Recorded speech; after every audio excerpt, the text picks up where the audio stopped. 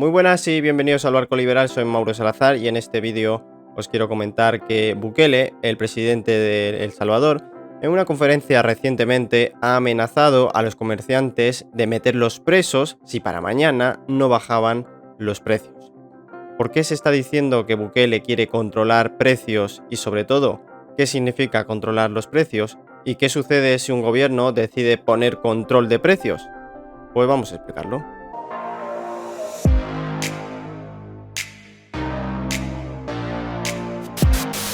El presidente Nayib Bukele parece que empieza a mostrar su lado de dictador. Si bien el mundo entero avaló la mano dura con la que el presidente salvadoreño actuó para frenar la altísima criminalidad e inseguridad que por años había estado funcionando como un estado paralelo por el que se sometía al pueblo de El Salvador. Es aquí cuando la estrategia de mano dura que a muchos gobernantes les gustaría aplicar en sus países, pero que no lo hacen por la reacción mediática internacional, escenario que a Nayib Bukele nunca le ha importado lo que se diga internacionalmente sobre su gestión, lo cual a priori como estrategia política puede vender cierta firmeza frente a organismos mundiales.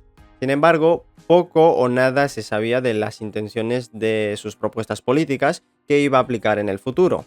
Él mismo mencionó en la conferencia que la problemática de las pandillas le tuvo muy ocupado, que es entendible dada la situación insegura del país. En todo caso, se justifica que Nayib Bukele esté aprovechando esta popularidad para actuar de forma totalitaria, atribuyéndose todo el poder de representación del interés de todo el conjunto de salvadoreños para reclamar y obligar a tener precios más bajos y justos a los comerciantes? Pues yo creo que no. Y pues veamos el fragmento. Voy a hacer un llamado como el que le hicimos a las pandillas al inicio del 2019. Que les dijimos, paren de matar o no se quejen después. Pues yo les voy a dar un mensaje a los importadores, comercializadores, mayoristas y distribuidores de alimentos. Paren de abusar del pueblo salvadoreño o no se quejen después. Yo espero que mañana los alimentos estén a precios más bajos de lo que estaban ahora. Bien, después de esta amenaza a los comerciantes, habrá muchos que la exigencia de Bukele les parezca razonable. Algunos incluso les puede parecer incluso lógico que exija la bajada de precios, ya que en principio beneficiaría a todos los salvadoreños, porque los malvados comerciantes y capitalistas quieren ganar más a expensas de lucrarse con las necesidades del pueblo. Bueno, pues precisamente en este vídeo vamos a explicar por qué esta forma de razonar y concluir no son correctas. Primero, preguntémonos qué es el control de precios. En teoría económica se le conoce como precios máximos. Se trata de establecer mediante la ley un techo máximo para los bienes y servicios que el gobierno especifique, al cual todos los comerciantes han de someterse con sanciones administrativas en caso de incumplimiento. Hay quienes incluso pueden llegar a incluirlo en el Código Penal y solicitar cárcel por el incumplimiento. La idea de poner un precio máximo parece muy sencillo, que a priori todo el mundo puede entender su potencial beneficio. Si un político de repente viene y se dirige al pueblo y les dice: el pueblo necesita precios justos, necesitamos precios más bajos y yo voy a hacer que los precios bajen ordenando que a partir de ahora esté prohibido subir los precios por encima de una determinada cantidad. Claro, esto a la gente le parece estupendo porque ahora les será más barato comprar bienes. Pero cuidado, que aquí está el potencial problema y el por qué los políticos populistas lo utilizan a menudo. Esto sucede debido a que el control de precios no es tan intuitivo como la gente piensa, es más complejo de lo que parece. Esto se debe a que hay muchas formas que los políticos tienen de controlar los precios sin que ninguna persona común de la sociedad sospeche nada. Incluso para economistas medianamente formados puede pasar desapercibido, generalmente por el adoctrinamiento, porque no se enseñan en las universidades mecanismos de precios máximos indirectos. En este vídeo vamos a intentar explicar algunos mecanismos que probablemente no conocías por el que los gobiernos están controlando precios y tú piensas que no lo hacen. Primero, adelantemos la conclusión bajo la siguiente premisa. El control de precios no ha funcionado, no funciona ahora y no funcionará bajo ningún concepto. Esta idea no es nueva ni siquiera de nuestra época moderna. Por ejemplo, en la antigua Roma, durante el reinado del emperador Diocleciano, entre el año 284 a 305 después de Cristo, se vivía la denominada crisis económica y política del siglo III, inflación galopante y desorden del mercado. Fue entonces, en el año 301, que el emperador promulgó el Edicto de Precios Máximos, para intentar controlar la inflación, haciendo que los precios de una amplia gama de bienes y servicios no subieran por orden de la ley. ¿Cuál fue la consecuencia y sobre todo cuál será la consecuencia sin importar en qué época se aplique esta medida? Pues la consecuencia directa después de aplicar precios máximos siempre será la escasez. Entendamos por qué. Por ejemplo, en la Unión Soviética también se aplicó controles de precios. Apenas se convierte en ley el control de precios, los agentes económicos lo que verán al día siguiente es que la leche, el pan, sus alimentos básicos están más baratos. Cuando algo está más barato, la gente, si antes compraba con un billete una unidad de leche, ahora con el mismo billete puede comprar 2 unidades de leche, por la ley que obliga a bajar el precio. Pero si no existiese esta ley, aplicando teoría económica de ley de oferta y demanda, si el precio de un bien disminuye, la demanda tiende a aumentar. Pero si la demanda aumenta, si hay un cambio de incremento en la demanda, el precio tiende a subir otra vez. Esto último porque si mucha gente quiere un bien, se está peleando por tener ese bien, habrá alguien que diga: a mí no me importa pagarte 2 billetes por ese bien, aunque tú lo estés vendiendo por un billete. Al vendedor le parecerá correcto y le venderá ese bien a esa persona. Esto sucede a gran escala. Hay gente que valora subjetivamente más un bien y está dispuesto a pagar más por él. Esto hará que la señal llegue a todos los comerciantes y los precios subirán y también aumentará la oferta. Más empresarios verán que es una oportunidad vender ese bien porque está caro y eventualmente esto llegará a un límite donde ya nadie esté dispuesto a pagar mucho dinero por el bien. Entonces habrá menos gente demandando ese bien, que muchos ya lo han producido. Decimos que entonces hay un exceso de oferta y como la señal tarda en llegar, cuando lo haga, los empresarios querrán deshacerse de esa oferta en exceso, poniendo precios más bajos. A menor demanda, tendencia de precios más bajos. Bien, ¿qué sucede si aquí imponemos un control de precios? Es decir, cuando la demanda aumente, hemos dicho que los precios tienden a subir. Pero si hay una ley que te sanciona si subes el precio, lo que sucederá es que la demanda se pondrá por encima de la oferta disponible. Como los precios no suben, no hay una señal, no hay información que le llegue a los comerciantes, a los productores, a las fábricas, de que la gente está demandando mucho de un determinado bien. Se descoordina el sistema de precios, se descoordina el mercado, se distorsionan los precios y al no haber llegado la señal a todos los que forman parte de ese proceso de producción, el tendedero tendrá la oferta limitada de bienes. Lo siguiente que sucederá son colas que se formarán para poder comprar los alimentos. Y cuidado aquí, el siguiente paso es que alguien convenientemente se dé cuenta, generalmente los del gobierno, no es que se den cuenta, es que ya lo saben, en todo caso, aparentemente se den cuenta de que en la cola los que están formados delante tendrán la opción de proveerse muy bien y los que están al final de la cola probablemente terminen sin alimentos. Es aquí cuando sale el político y dice: ¡qué injusticia! Esto no puede ser así, no voy a permitir la codicia de algunos.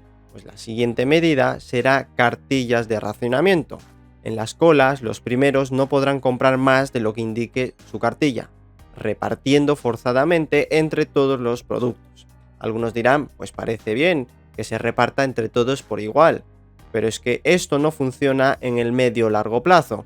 Estas medidas, como sucedió en la Unión Soviética, como ha sucedido en España en la época de Franco, como ha sucedido en Venezuela, como ha sucedido en Cuba, esto siempre termina en el desabastecimiento y la hambruna.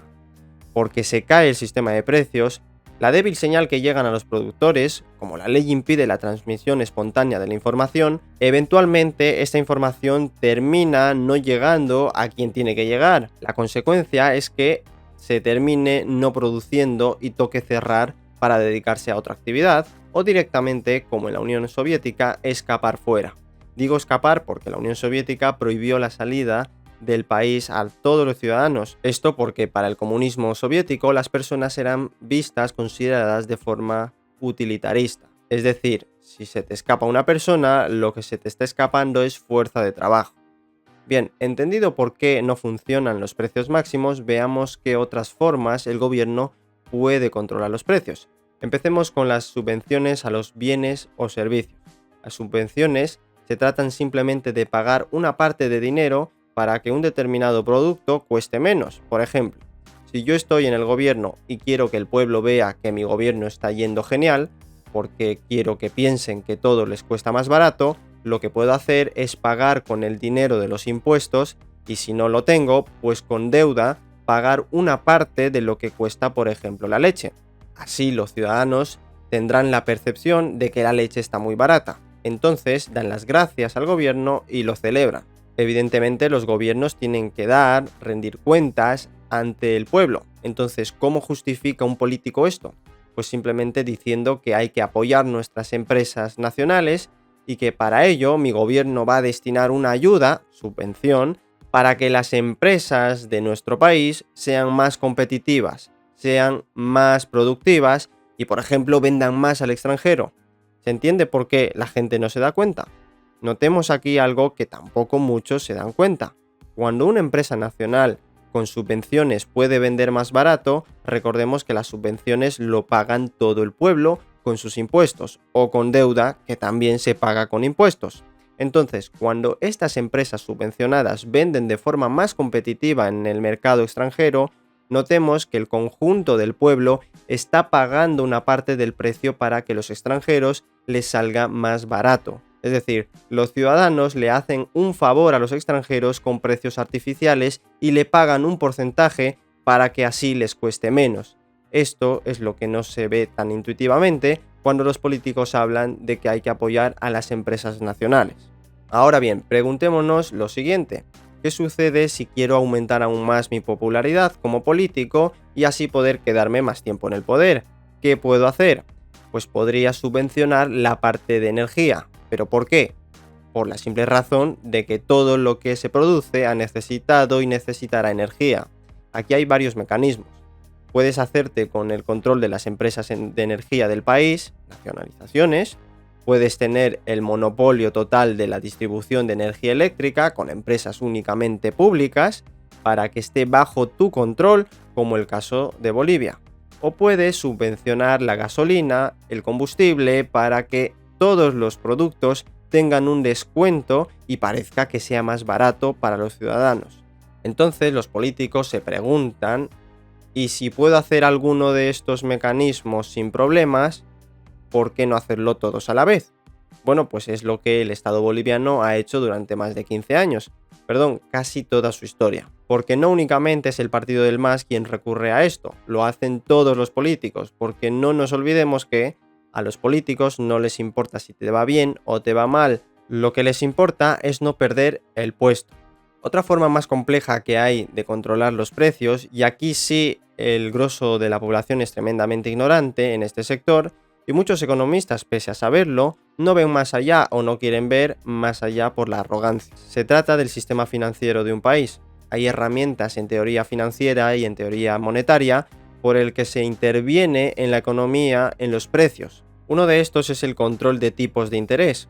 La entidad generalmente que se encarga de controlarlo es el Banco Central, pero puede haber bancos centrales independientes y bancos centrales centralizados, cuyo presidente es designado a dedo por el presidente de la nación en funciones. Veréis, subir o bajar los tipos de interés tiene repercusiones muy grandes en una economía. Esto al igual que con la oferta y la demanda, cuando nadie lo controla, los tipos se estabilizan solos. No hay nadie que imponga tipos de interés que le convenga. Lamentablemente, y mayoritariamente en los países, los políticos optan por la opción de banca centralizada, ya que una primera forma de controlar los precios, por ejemplo, cuando hay inflación, es la imposición de tipos de interés altos. Esto hace que en inflación el dinero en una economía que está en circulación está en exceso. El gobierno, por tanto, intente extraer ese dinero de la circulación, haciendo que los inversores que accedan a esos tipos de interés paguen más dinero y así el gobierno pueda extraer ese dinero que sobra, haciendo que la inflación tienda a bajar, al ya no haber el exceso de oferta de dinero por encima de la demanda de dinero. Ahora, Por solo haber hecho esta acción, al igual que explicábamos en un principio, esto es un control de precio artificial. El tipo de interés es nada más y nada menos que el precio del dinero. Sé que esto puede explotar un poco la cabeza, pero lo explicaré más adelante en siguientes vídeos. Entonces, si el gobierno controla este precio, el precio del dinero, lo que está haciendo es distorsionar la economía a gran escala, que es apenas notorio para un ciudadano. Cuando un político quiere reactivar la economía para que haya movimientos económicos, para que en los datos figure crecimiento, lo que hará es lo que se llama aplicar una política expansiva monetaria. Bajará los tipos de interés por ley, porque quiere y porque puede, y mandará la señal a todos los inversores que el precio del dinero está barato. Así que es hora de invertir, es ahora o nunca. Esto genera un gran flujo de capital y se construirán edificios, empresas y un montón de inversión. Pero como estas medidas son difíciles percibirlas por la gente, en el tiempo sucederá que resulta que el precio del dinero no estaba barato como el gobierno les hizo creer a todos los inversores. ¿Y qué significa que el precio del dinero no esté barato? Pues que no hay producción que lo respalde, no hay ahorros. La gente no tiene dinero, pero sí está buscando dinero. No hay actividad económica. Entonces, el gobierno habrá estafado a todos los inversores porque ahora resulta que la gente no tiene dinero para comprarse las viviendas que los empresarios han construido. La gente no tiene dinero para ir a comer en los restaurantes nuevos que se han construido. Con una simple herramienta, los políticos descoordinan el sistema de precios, alteran las señales espontáneas y sobre todo arruinan empobreciendo a sus ciudadanos. En fin, antes de terminar, quiero agradecerles a todos los que os estáis suscribiendo al canal. Parece que empieza a subirse más gente al barco liberal. Gracias. Y se marchó, y a su barco le llamó libertad. Y en el cielo descubrió gaviotas y pintó estelas en el mar.